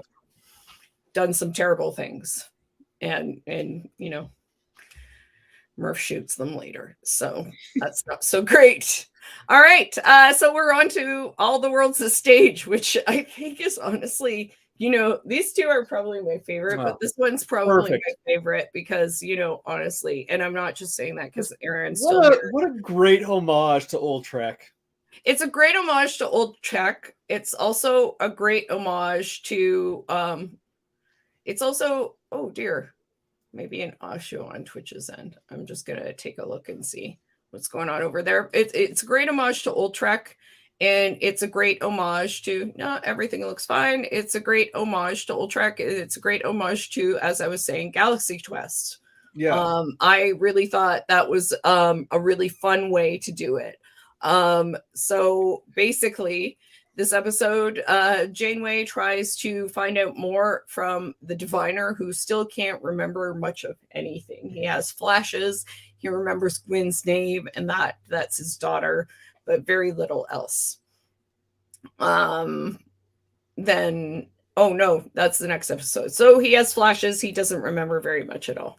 The Protostar crew resolves to avoid Starfleet for the time being and responds to a distress call from an M-class planet. Murph comes down with an illness Rock cannot determine. And yes, it's very sad. Murph looks very ill and upset. After beating down, the crew comes across an alien race who religiously reveres Starfleet and have named themselves the Enterprisians, and leads the Protostar crew to their village. After some time, the crew discover that a mysterious disease is afflicting the villagers, which also infects Dal. They track the disease to the source in a cave, which turns out to be a downed Federation shuttlecraft that is leaking plasma and poisoning the environment. The crew and the villagers work together to dispose of the shuttlecraft and seal the cave when Zero devises a cure antidote. As the Protostar crew works with the villagers to revitalize their society, Rock discovers that Murph has turned into a cocoon. So, as we were saying, this is like a great old Trek homage and a great Galaxy Quest homage as the Enterprisians. Basically, when Dal and the crew meet them and beam down to the planet, one is called Sulu and one is called James T. I remember watching it and I was dicking around on my phone, and then the second I heard like that one guy talking in like Sulu's, like George Takei's very distinctive accent, I was just like, who?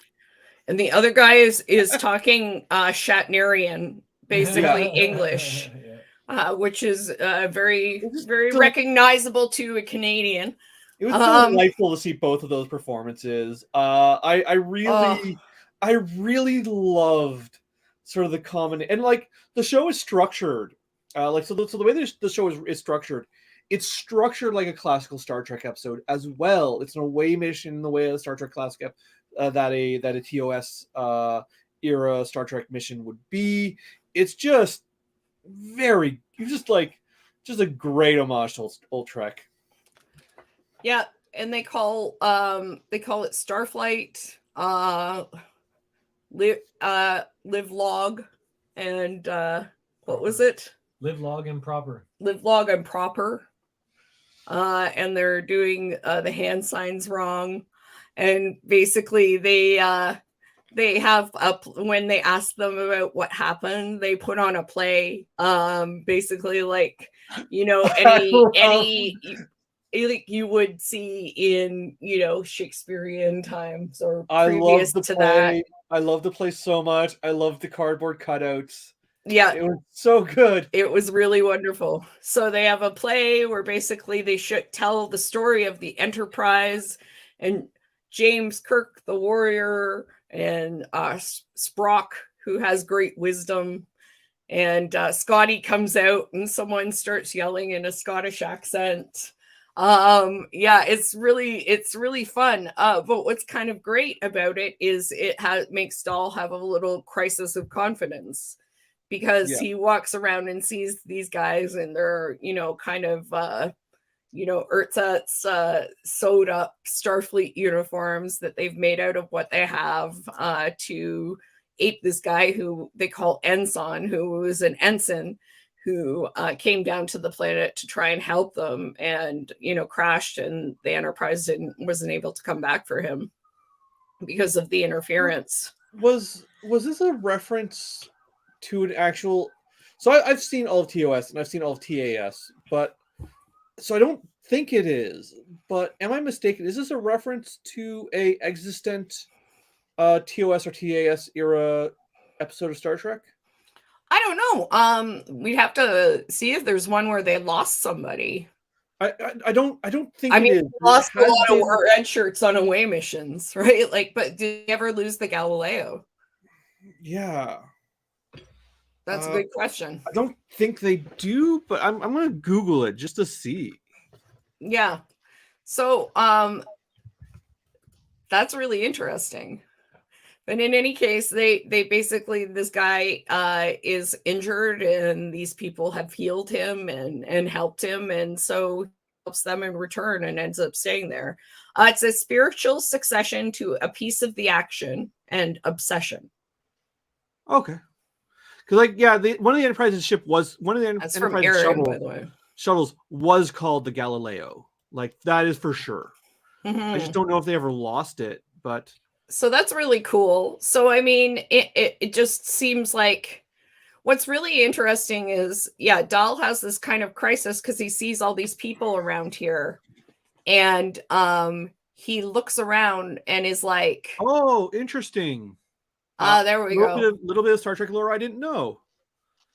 Yeah. So You can go ahead. Yeah. I was gonna say I didn't realize that there was a shift between the Galileo and the Galileo 2. That there's probably so this happens in between 2 and 3 and explains the shift. That's really two neat. and season I like two, that a lot. Season That's 2 fun. and season 3 of TOS. Basically, there's Galileo. Galileo becomes Galileo 2. So this is where it happens. I like that too. That's very nice. So Dal seeing all these people makes him wonder, are we doing the same thing on the Protostar? Like, we can't go to Starfleet. We're not really Starfleet. We're dressed as Starfleet, and we're telling these people we're Starfleet because we have the Starfleet ship. Mm-hmm. But are we just doing the same thing, pretending we're Starfleet in these Starfleet uniforms? And, you know, saying the same thing Starfleet says and doing the same thing Starfleet does, except not really being Starfleet. Yeah. During that sequence, by the way, I love the Kirk Fu they're doing in the background. They're practicing not fighting, but Kirk Fu specifically. Always whenever the double fists appear in Star Trek.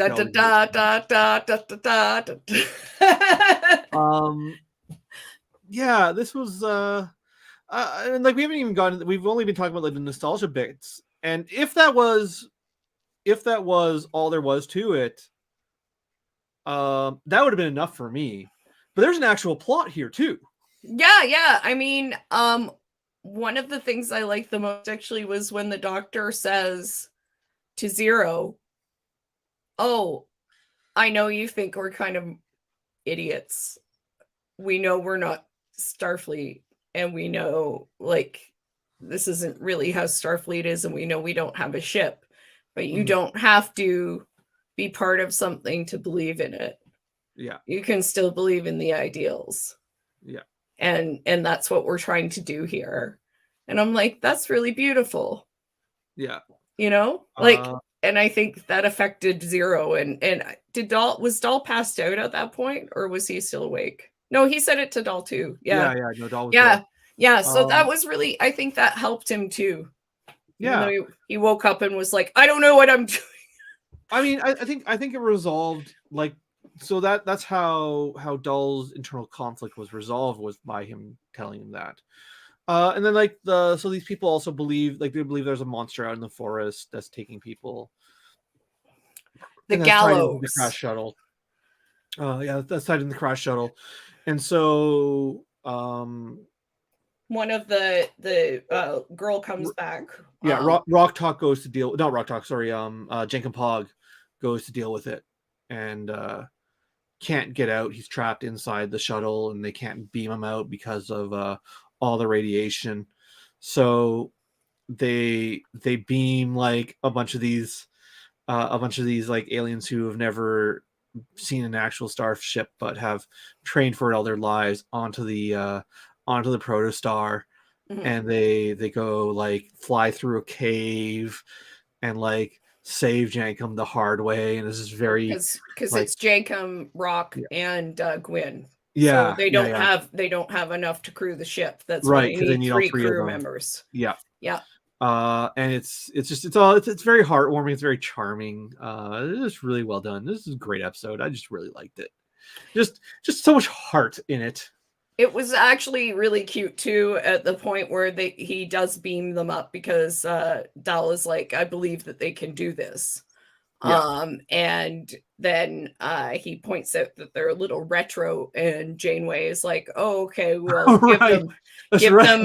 give them 23rd century controls, and the holograms turns the protostar controls into old Enterprise controls. That I thought was really interesting, because we didn't know, because like in Discovery season 3 and 4 we get the holographic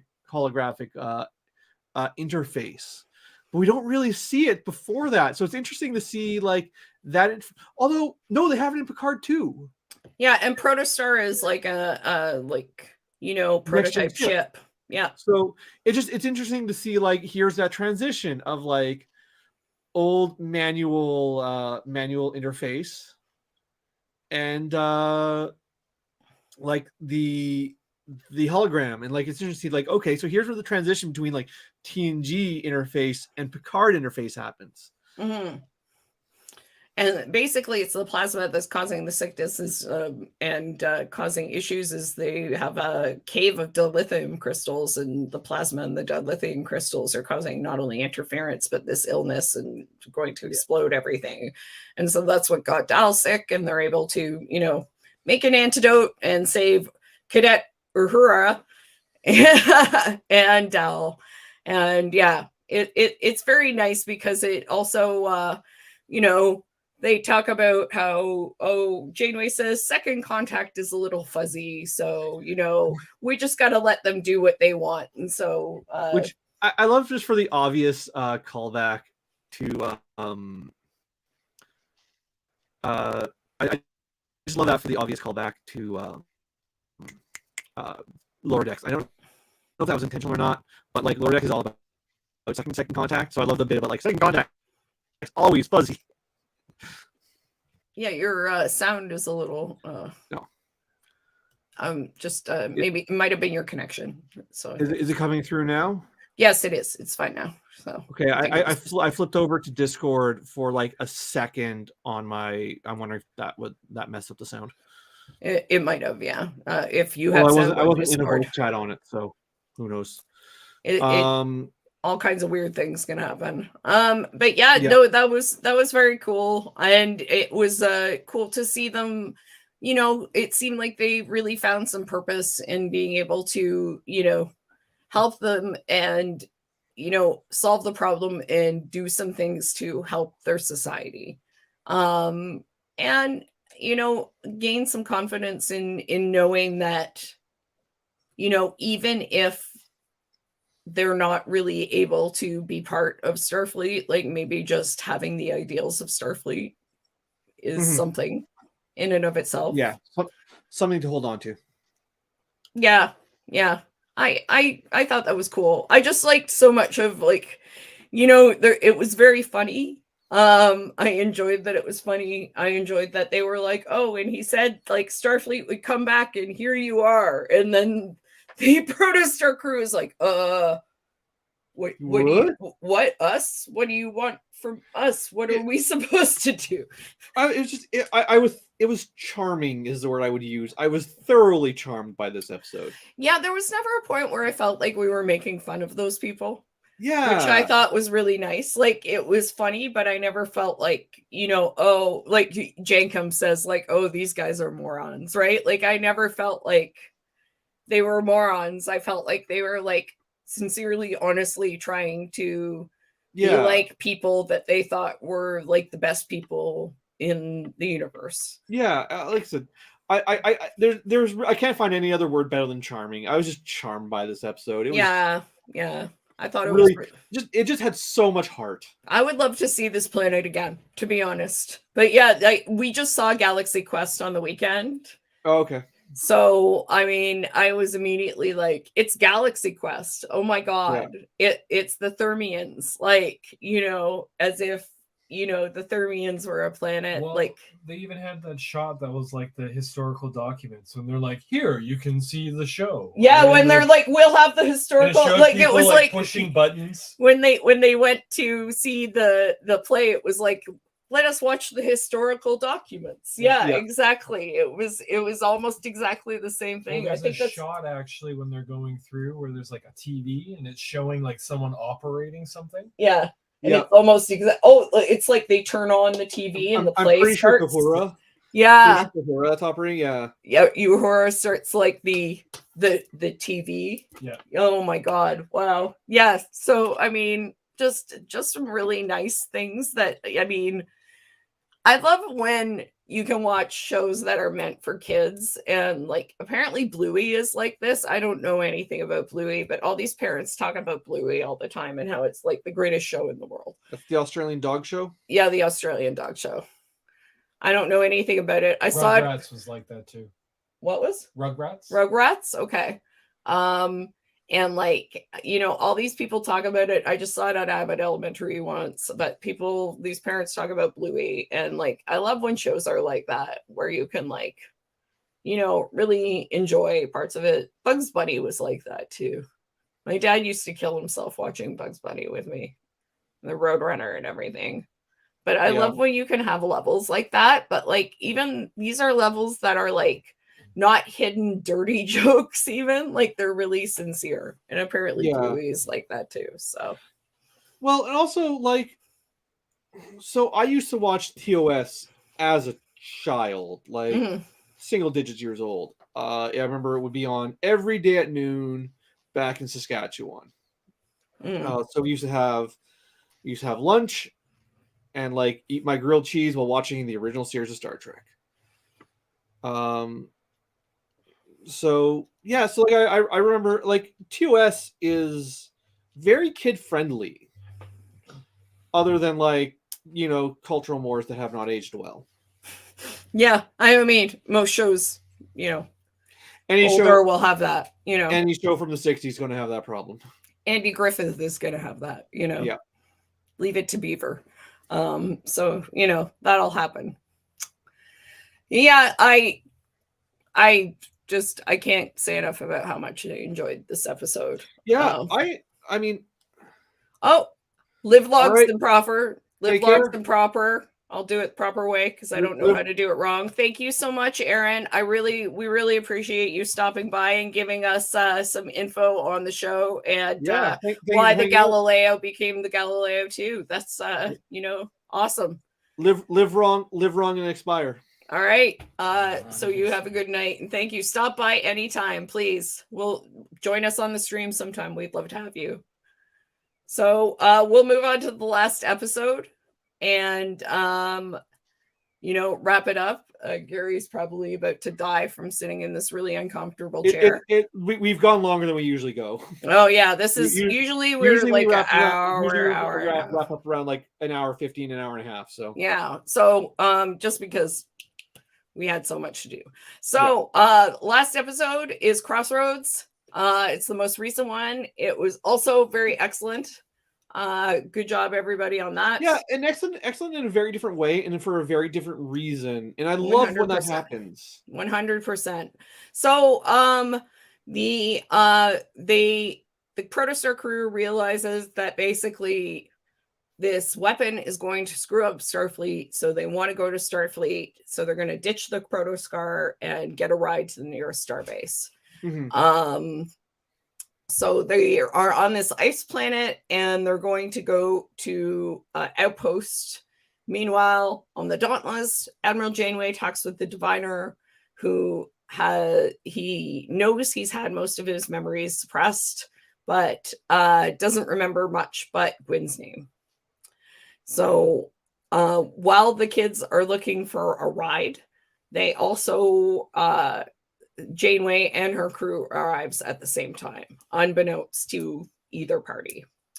They arrive and they are offered a ride immediately by Thady and Okona from the outrageous Okona TNG episode, which is an episode where Okona just wants these two nice kids to get together and have a life together, but everyone thinks he's a bad guy. I didn't realize that was him. That's totally him. He's also the DJ. He's also the DJ from the Lower Decks party. That much I knew. I caught that one. But yeah, he's Thady and Okona. He's also the Rocketeer. I found out that he played the Rocketeer. The actor, not Okona. Anyway, so he's the guy from the episode where he basically one group of people is like, you stole the jewel. The other guy is like, you got my daughter pregnant. He's like, no, I took the jewel from the guy who got your daughter pregnant to give to your daughter because he wants to marry her. Mm-hmm. So he's like, I just want these two crazy kids to be happy. Oh, Romeo and Juliet. Meanwhile, he's sleeping with women on the Enterprise because why not? He's not top down. He never got anybody pregnant. Well, what's the problem? Deanna turned him down. Deanna turned him down too. I would turn him down if I was Deanna. Deanna called him a rogue. And he was dressed like a pirate. Come on. It's true. And now he has an eye patch. Let's be real.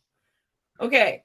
He is a pirate. So Okona offers them a ride, and they decline to his high price, but then he is arrested for smuggling contraband that he says belongs to a friend, which it could, because the jewel belonged to his friend as well. So maybe the contraband belongs to his friend. He has a track record. He has a track record of smuggling things that belong to his friend. Let's give Okona a break. The kids split up to search for a ride. And as they all split up, they each run into Starfleet people.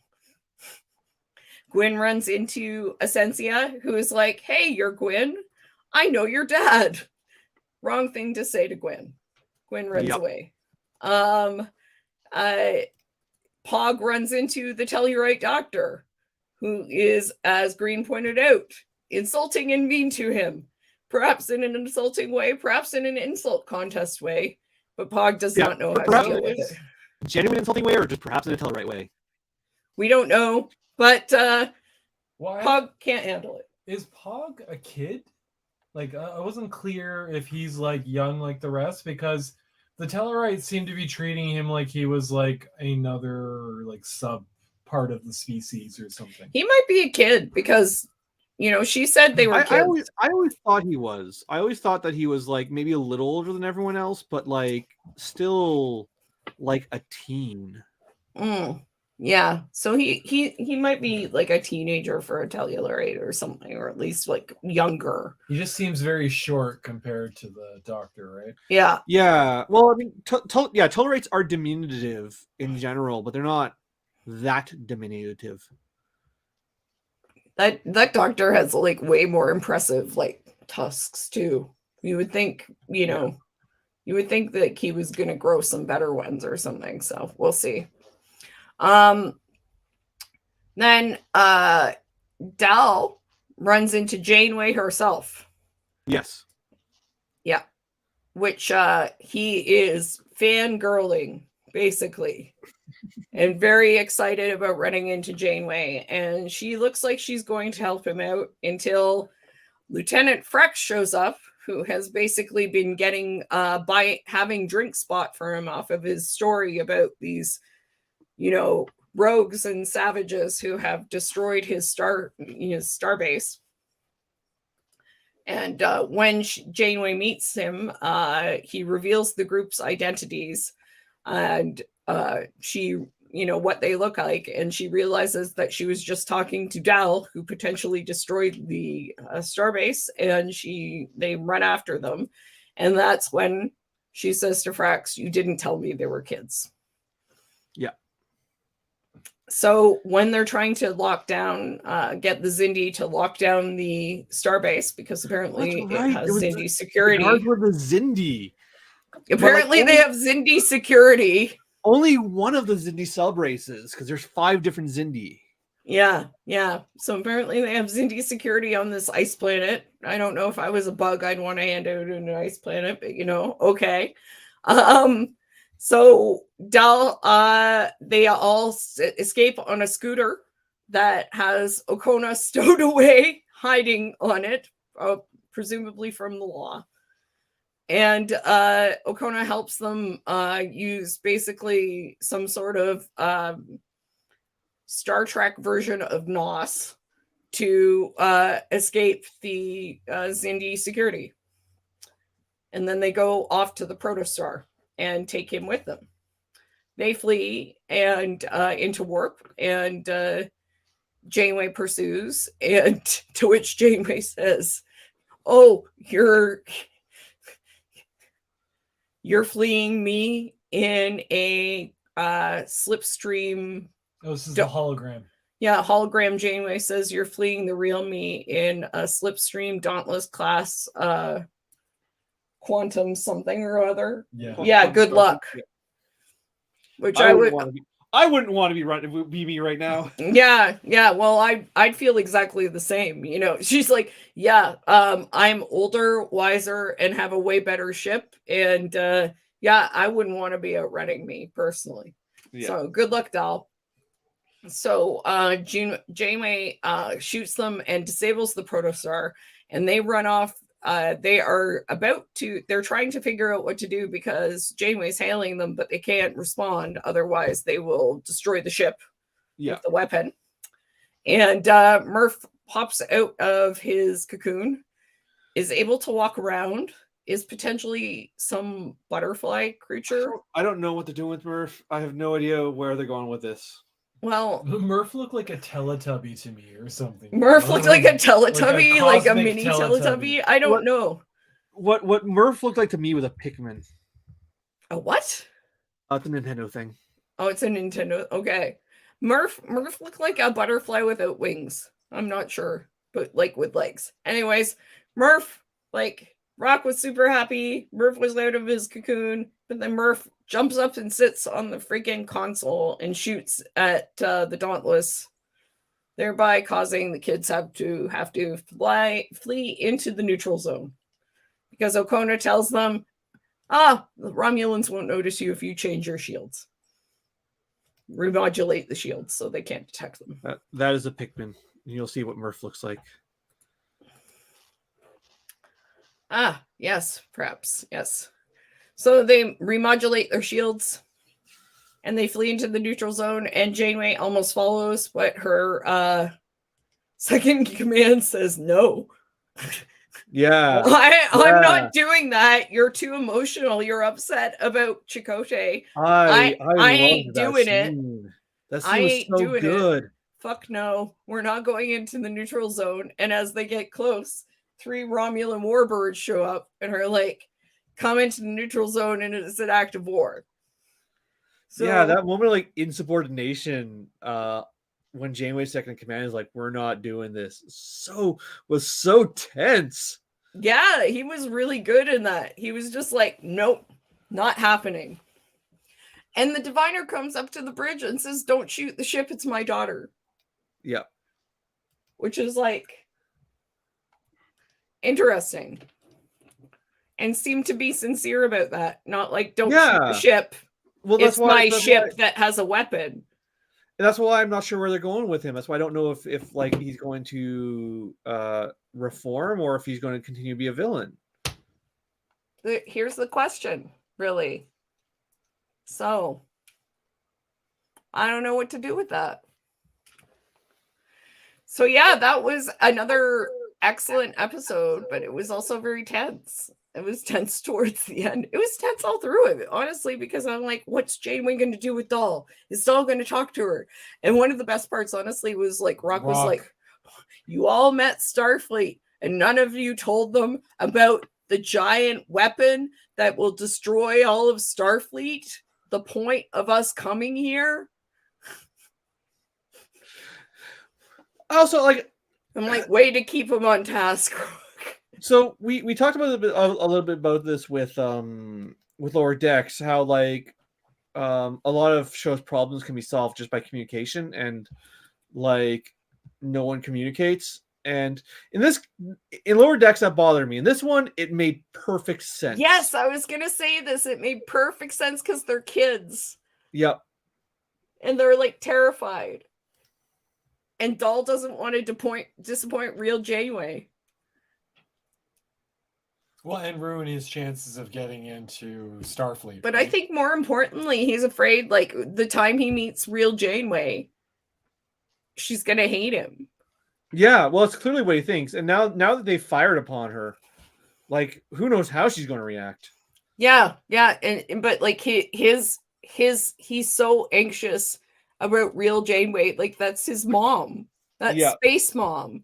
Space Mom has to love him. And we've met his Space Mom, and she was a sack of shit. Yeah, well, that's his actual Space Mom. Hologram Janeway is his Space Mom, and real Janeway could be his Space Mom. And he's like, she has to love me. If she doesn't love me, my life is over. Because that's why he was like, he didn't know what to say to her. Mm-hmm. Like his real Space Mom, like sold him into slavery. Yeah. And that wasn't really his real Space Mom. It was just the person who took care of him, right? Like he doesn't know who his mom raised is. him. Yeah. And she was terrible. Yeah. Like he just wants someone who's going to care about him. And so that's why, he had such a hard time with it. Yeah. So it made like all of the actions made perfect sense here. Everything was like in keeping with character. Especially Gwyn.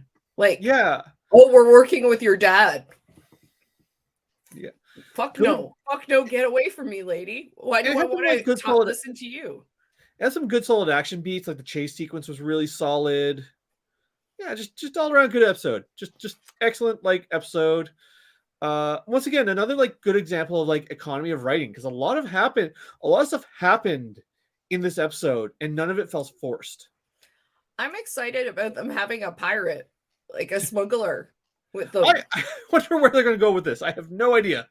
The one thing I thought they might have resolved it with is this didn't happen. But when they were like, oh, we can't contact the ship because like we'll infect them. I thought like it's to me the logical one is like, well, I have a communicator that's not associated with your ship. Well, that would have made them be able to contact them. I think where they're going with it is he's going to be able to like help them hide out.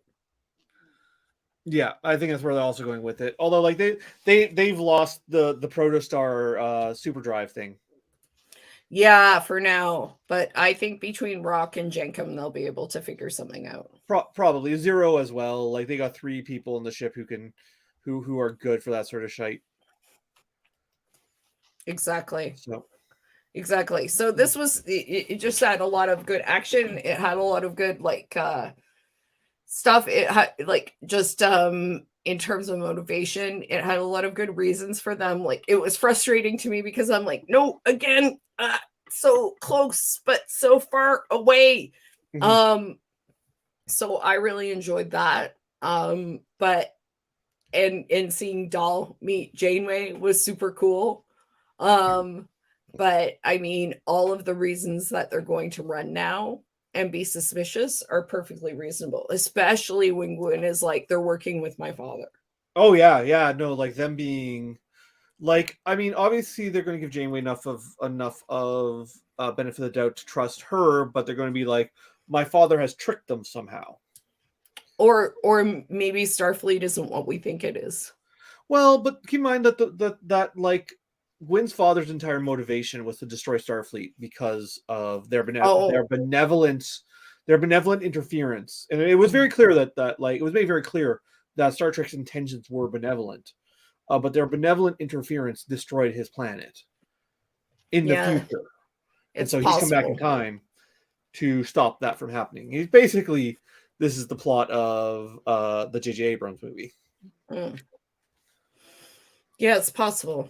It's possible. I don't know. It would be hard for there's a lot of things that they can How many episodes we got left? 2? Oh, no. Episodes? No, I was just going to say we have 15, 16, 17, 18, and 19 and 20. A 2-part. So we have Masquerade, Preludes, Ghost in the Machine, Mind Walk, and Supernova. So we have 4 left. So more than I thought. Because this really seemed like it was coming to a head. We have 5. 5 left. Oh, wow. 5 left and a 2-parter. So they're 5, counting, so really 6 left. 6 left. They're counting Supernova as 19 and 20. Okay. I wonder if Supernova will stream as one and then air as 2. I'm not sure. Sometimes they name them as 2 episodes and they do it 2 hours, and sometimes they say it's a 2-part episode and it's just 2 episodes. That's what they did with Yellowstone. It was really annoying. Yeah, I mean, we won't know until we see it. Is your sister watching Yellowstone again? I don't think so. It's expensive right now too, so it's only on Paramount, I think. So yeah, I don't know where. I don't know where. She was probably watching on Amazon before. Yeah, that's where it was easiest before, but now they want you to pay for it on Amazon and everything. So yeah. It was actually pretty funny. The guy was like, "Oh, my show's not anti-woke. It's not like a red state Game of Thrones, blah blah blah blah blah." And then the first 2 episodes they attacked Canadians, and it was the RCMP. But like I was like, not the RCMP in a like way that you would expect. I'd be like, oh, okay, the RCMP, like they're terrible. But it was an RCMP in like you're too orderly and don't have freedom way. That's really funny. Yeah, it was like, you guys are too orderly. In the US, we're us cops. We don't follow the rules. We have freedom. And they had like even the RCMP rode up on their horses and they're all in a straight line, everything. And then the next episode after that, they attacked humanities professors who apparently make 6 figures. Yeah. 6 figures, yes. I'm like, yes. Those humanities professors rolling in the money. That's what I expect to be. Yep. Extremely rich. So I'm like, yes, not anti-woke at all. Not to mention all the other problems with that show. But, I've never seen it. I can't comment. I've never will see it. As I've said before, do not know. I think you would. It would be worth your time or your energy or your emotional issues, to be honest. Yeah, no, yes. I'm not going to see it. Like I haven't even seen shows I do want to watch. Like I'm still a couple episodes behind on Rutherford Falls. Oh yeah. Like I said, I've only seen the first 2 episodes of Andor. I mean, part of that was Halloween, so Halloween came up, and I was like, okay, I'm just going to watch all of the horror stuff on Netflix. Yeah, so I watched like Midnight Mass. I watched The Midnight Club. I watched like the Guillermo del Toro's Cabinet of Curiosities. Oh, cool. Midnight Club. Yeah, not for me. I heard Midnight Mass is pretty good if you're Catholic, especially. Midnight Mass is really good. I really like Midnight Club and Midnight Mass are made by the same person, but despite the names, they have nothing to do with each other. Midnight Mass is really good. Midnight Club is a play on Are You Afraid of the Dark, and it's really good until episode 7. It kind of falls apart after that. I highly recommend Interview with the Vampire. Yeah, I'll give it a shot. It's very Queer as gay. Queer as Sup- Folk didn't get renewed, so I need my gay New Orleans. It's super gay. Interview with Vampires seems like the good follow up to that. Super gay, also very bisexual. I enjoy that as well. I'm angry Queer as Folk didn't get renewed. I'm not surprised, but I'm angry because the show ended on a cliffhanger. I'll never get the resolution. Oh no, you're gonna have to ask for a movie or something. But I mean, I guess. Well, no, I was gonna say that's where I am with Westworld, but Westworld pretty much resolved, I think. Although the what's her name from the villain, the pirate lady from Strange New Worlds. Oh, Jesse James. No, I don't Something. know her name. Anyway, she was one of the main characters on Queer as Folk, and she's kind of the main reason I watched it. She's really good in it. Queer as Folk is super solid. Really good like soap opera. Oh, cool. Captain Angel. Yeah, That's- Captain Angel, that's her. Yeah. Jesse James Keitel. Okay. Yep, that's her name. I thought you meant the character's name was Jesse James. I got confused. Oh no, the actor. That's what I was saying. Okay. Captain Angel is the character's name, but Jesse James Keitel is the actor name. All right. Well, so coming up, for Prodigy, wow. A lot of things, but mostly I'm expecting Diviner plot to be sorted out. At least the Diviner to remember things, or Well, it really felt like things were coming to a head, but if they still got 6 more episodes, yeah. like, I expect, especially being a 2-parter. Well, I think they're going to get away for a while. So it's going to take Yeah. some time because once they get through the neutral zone, it's going to be difficult for them for the Dauntless and Janeway to track them. Yeah, that's fair.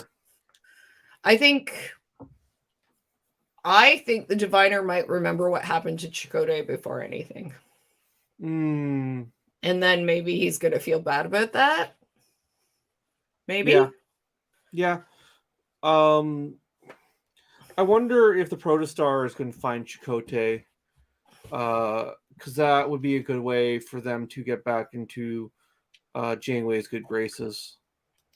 That's a possibility too. Yeah, but I think Okona is going to help them be able to evade Starfleet for a period of time. Yeah, that seems likely. Now that I realize who it is, I didn't catch the reference on who it was. I just missed it completely. Yep, that's him. So I think because he looks so different. Like in Lower Decks, he looked more or less the same. This one, he has a beard and an eye patch and looks genuinely like a different person. Well, they had to put the eye patch on him in Lower Decks because they used him in Lower Decks, and then they told Mike McMahon, "Oh, he's going to be a Prodigy, and he has an eye patch now." Oh, okay.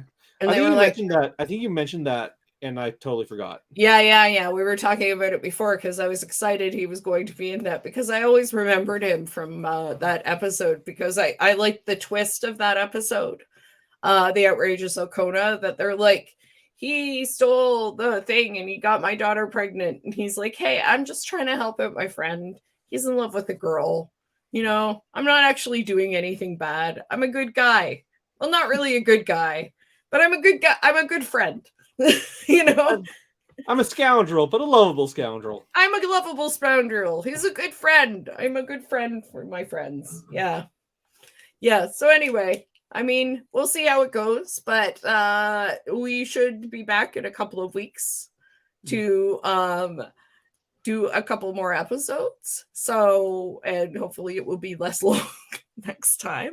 Yeah. But I know Aaron's gone, but thank you so much to Aaron Waltke for stopping by. That was really, really awesome. It was awesome to have someone listening to our rambles about the show. And I was tweeting about Prodigy last week, and he followed me. So yeah, cool. Well, I mean, it was really awesome to have someone listen and to have Aaron give us a little bit of info on a few things about the episodes. And yeah, again, welcome anytime. Please stop by if you ever want to stop by the stream. You're more than welcome. We'd love to hear from you and hear about how the show gets made and a little bit more about the team effort that brings these really wonderful episodes to life.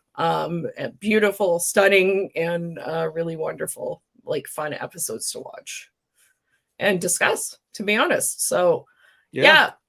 So a couple of weeks. You're doing your stream next week as well? I'll be doing the Indigenous politics stream like next week, yes. Around the same time. And do you have a topic for next week yet, or just whatever comes up? I mean, Native politics are moving so fast with ICWA and like all the drama with Keeler, which is what we spoke about last time. So, I mean, I wouldn't be surprised if we just end up talking about ICWA and Keeler again next week. Sort of both those issues are taking up a lot of the airways. Yeah, we'll see. We're kind of going to intentionally play it by ear. Yeah. Well, when stuff takes up a lot of space, sometimes it takes some time to talk over. So cool. Well, we will see you on your stream next week, and we'll be back on this one in 2 weeks. And all right. Thanks so much to everybody. Thank you to Aaron, and thanks to Gary. And we'll see you again soon. Have a good one. As always, live wrong and expire. Bye. Live long and proper. Live long and proper. I keep forgetting that. I don't know why. All right. You guys take care. See y'all. Bye.